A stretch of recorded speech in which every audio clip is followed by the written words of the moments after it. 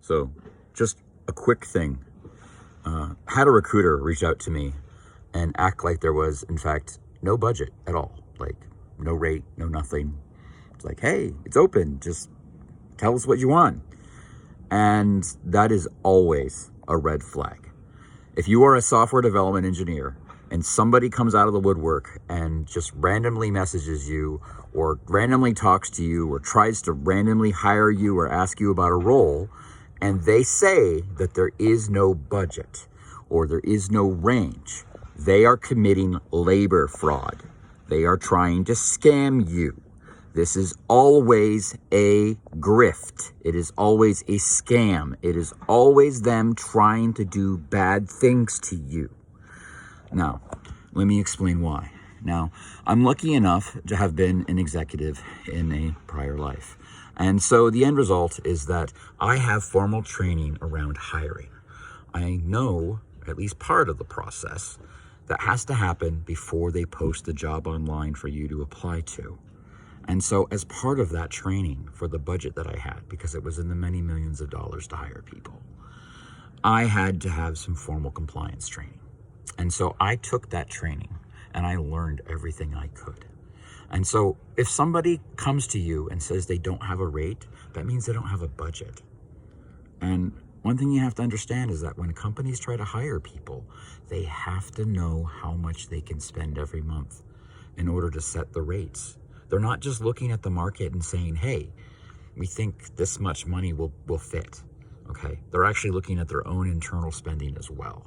And so anytime a company reaches out to you and tries to say that they have absolutely no limits and it's open or whatever, the rate is open, these are all red flags. And what it means is the person doesn't know and they're fishing. They either have no actual interest in hiring and don't have any of the support that would normally give them, or they're by themselves, or they're a startup type person, doesn't know what they're doing. And those are rare exceptions. The problem is, even then, it's not worth your time because they don't know what they're doing and they don't know how to hire. And if they're that bad at it, they're gonna mess up your payroll. And so the end result is that if any time you get this, it is a problem, it is a grift, it is a scam, and you should run away and report them. Because at the end of the day, a company that knows what it's doing and actually wants to hire people will actually go through a formal review process with their budget and actually try to figure out how much they can afford. Now, the rate they might give you, if they give you a rate, might be too low, and that's always a risk.